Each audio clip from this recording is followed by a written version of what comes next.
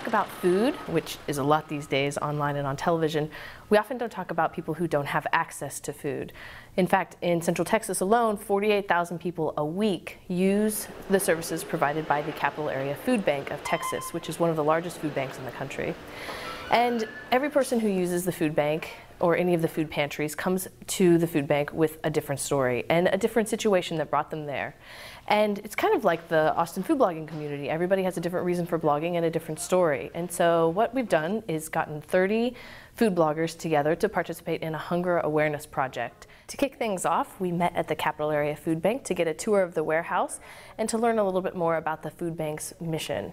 And so for the next week, 30 food bloggers will be cooking and eating out of a typical offering from a food pantry and supplementing that with the food that you could get if you were on food stamps or on WIC. Whether it's from USDA or from HEB or from... When we first heard from Addie, we were really excited to participate because I was an immigrant as a child, and my parents got food from a food bank, and were able to make delicious, authentic flavors using the limited means that they had. So we wanted to use our perspective as bloggers to recreate that and sort of see how a recent immigrant family might be able to feed their family based on what is available from the food pantry, and share some lessons learned about our experiences.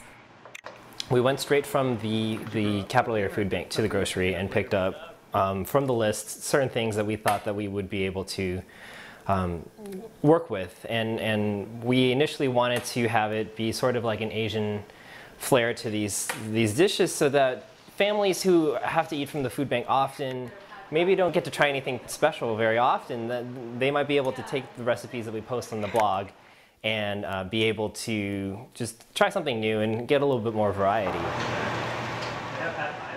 I guess the lessons that I've learned from this is that I've really come to appreciate variety and to stop taking it for granted. You know, not everyone gets to pick what they get to eat for breakfast, lunch, or dinner in a given day, and sometimes they just have to eat it because that's all there is. I think for my blog in particular, Austin Farm to Table, I write about sustainable local food. So most of my readers don't eat this stuff and haven't in years. Maybe they grew up eating it, but they don't now. And so I really wanted to raise awareness that for a lot of people this is the only option, and there shouldn't be any judgment in that, and that what we should be looking for are ways to help them have a better meal. So the more money we donate, the more volunteer time we donate, the more vegetables we donate. If you grow your own vegetables, you can donate the excess to the food bank, which most of us didn't know. I didn't even know that, and I volunteer there.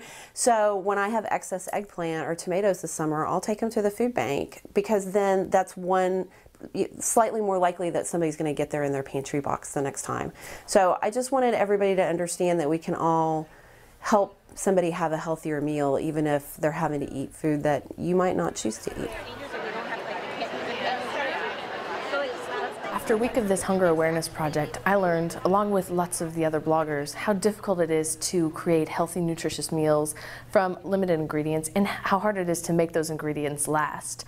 But the bigger realization is just a better understanding of how difficult it can be for many families in Central Texas who face food insecurity. And in fact, many of the bloggers, myself included, had a chance to tell their own personal stories of eating food from the food bank or receiving food assistance from the government. This project has left many of the bloggers and their readers wondering how they can help. You can donate time by volunteering, you can donate food, and you can also donate money. The food bank, with just a $5 donation, can buy $25 worth of food.